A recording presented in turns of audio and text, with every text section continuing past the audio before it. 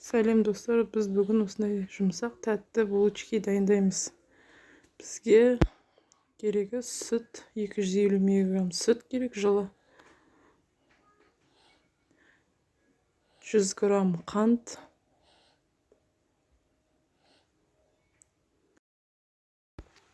содан кейін 7 грамм ашытқы қосып араластырып аламыз жақсылап.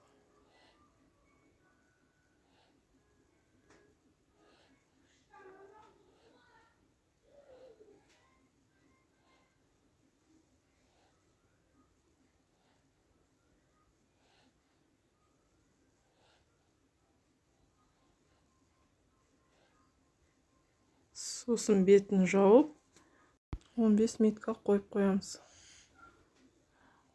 Кішкене көтеріледі ашытқымыз. Содан кейін бір жұмыртқа,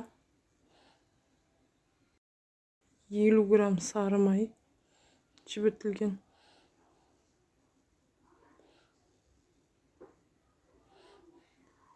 араластырып жақсылап.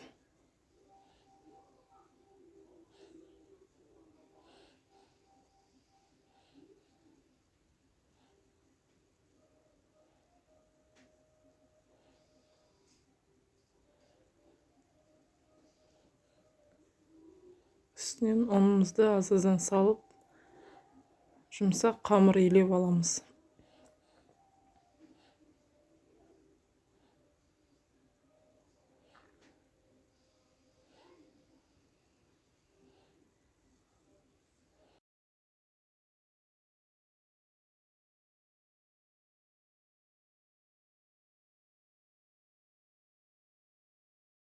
Ең бастысы қамырды қатты қылып илеп жібермеңіздер. Қатты болып кетсе көтерілмей қалады қамырымыз. Жұмсақ қылып илеп аламыз.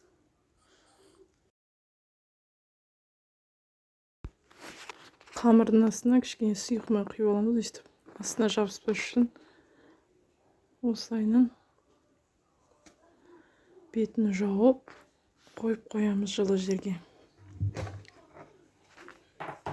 Осылай көтерілу керек, бір басып аламыз. Бір-екі рет басқаны жақсы болады. Содан кейін үстелімізге ұнымызды сеуіп,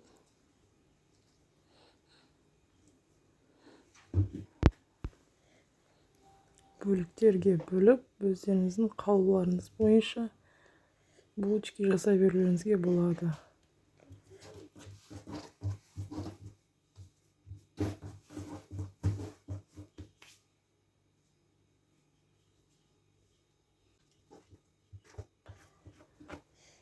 Мен булочкиді осындай классикалық түрдегі формамен істеп жатырмын.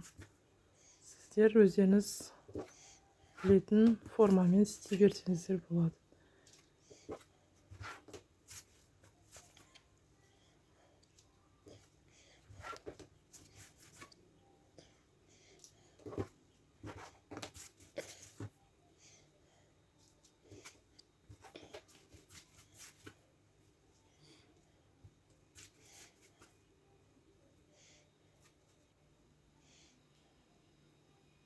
Осылай бетін жауып, жылы жерге қойып қоямыз. Кішкене көтерілу керек. Содан кейін жұмыртқаның сарысымен булочкидің бетіне жағып шығамыз.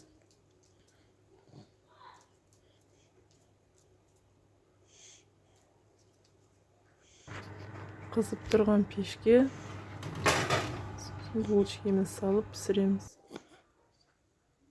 Міне булочкиміз пісті. Осындай жұмсақ, тез дайындалатын булочки. Бұл рецептіні сақтап алыңыздар. Әрқашан дайындағанда сәтті шығатын рецепт.